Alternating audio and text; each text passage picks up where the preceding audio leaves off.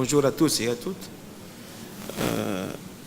Avant de commencer, j'aimerais assurer un rebondissement aux trois questions de Siziette. En fin de compte, la réponse est groupée dans le changement du business model des opérateurs. En fin de compte, tant que le business model des opérateurs a changé, le code ne peut qu'évoluer. En fin de compte, de nouveaux métiers et de nouvelles sources de revenus pour alimenter les business models des opérateurs à travers le monde. En fin de compte, parmi les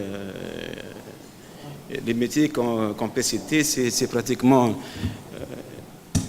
tout ce qui est en relation avec les Internet of Things, tout ce qui est technologie integration system, tout ce qui est mobile banking.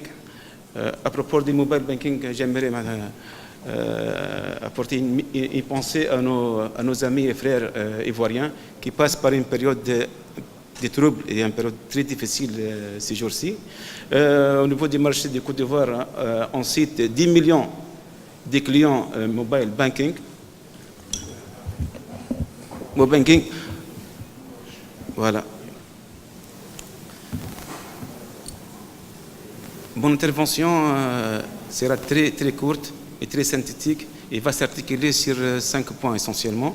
La révision de l'article 74 du Code, l'intervention des régulateurs en matière de publicité, la révision de l'article 73 du Code, la neutralité des nets et la cybercriminalité, cybersécurité, cyberespace.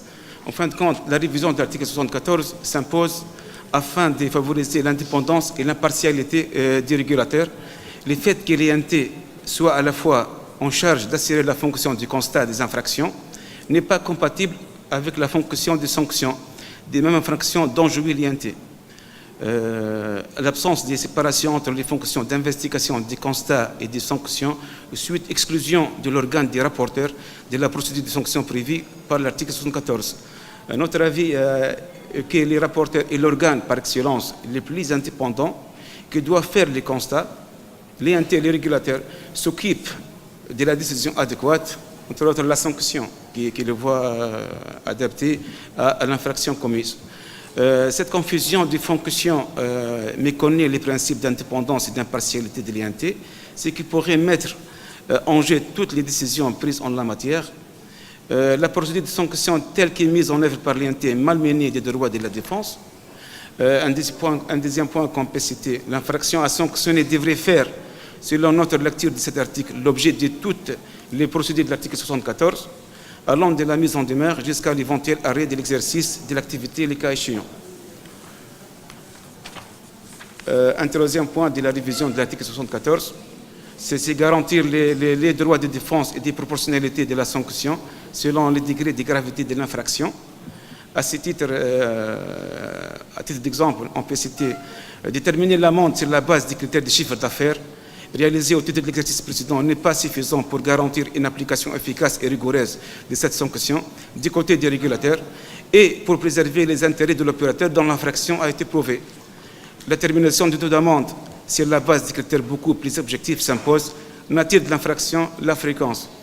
Par exemple, faire une infraction très limitée dans le temps ne doit pas être équivalente en termes de sanctions avec une autre très éloignée dans la durée. Lancer une offre commerciale sans attendre l'avis de l'INT déjà informé par l'offre, ne doit pas être équivalente à une offre lancée sans aviser l'INT. Voilà. Le deuxième thème que je voulais évoquer, c'est l'intervention des régulateurs en matière de publicité. C'est afin de lui doter d'un pouvoir de sanctions en matière de publicité que nous jugeons indispensable et possible.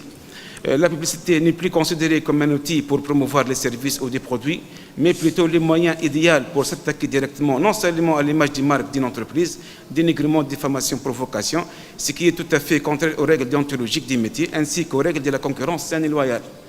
La publicité est un moyen de communication qui influence directement le choix du consommateur. L'INT a le pouvoir de contrôle du respect par tous les acteurs du marché des dispositions législatives et réglementaires dans le domaine des télécommunications. Elle est garante d'une concurrence saine et loyale sur les marchés. Elle exige au niveau des décisions portant sur les offres commerciales la lisibilité et la clarté des messages publicitaires au niveau de tous les supports utilisés. Et plus encore, elle use de ses pouvoirs de sanction en cas de non-respect par un opérateur des règles de publicité. Le troisième thème, c'est la révision de l'article 73. Avant d'aller plus loin, les contextes de l'article 113 du Code permet à la partie lésée d'une décision prise par le président de l'Inté en matière de mesures provisoires en cas de litige de demander la révision de cette décision sans que cet article ne s'est prononcé sur les autres moyens de recours, ce qui pourrait être en contradiction avec les principes de double degré de juridiction. La révision, on vise une précision des moyens de recours possibles à engager à l'encontre de ce type de décision, ainsi que la juridiction compétente. Est-ce qu'il s'agit d'une décision administrative vu qu'elle est rendue par le président et non pas par les collèges de l'INT, ou une décision de nature conflictuelle du moment qu'elle a été rendue dans le cadre d'un litige? Quatrième point, c'est neutralité du net. Prévoir un cadre réglementaire de façon précise. Je termine dans une minute. Prévoir un cadre réglementaire de façon précise et efficace du principe de neutralité du net. Limiter en fin de compte l'impact très négatif des sociétés sur l'activité des opérateurs. Same service, same rule.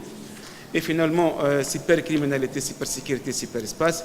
Prévoir une législation définissant la notion de cybercriminalité, cybersécurité, cyberespace, vu que les attaques cybernétiques visent toutes les données des abonnés des OPT. Et merci. Merci beaucoup.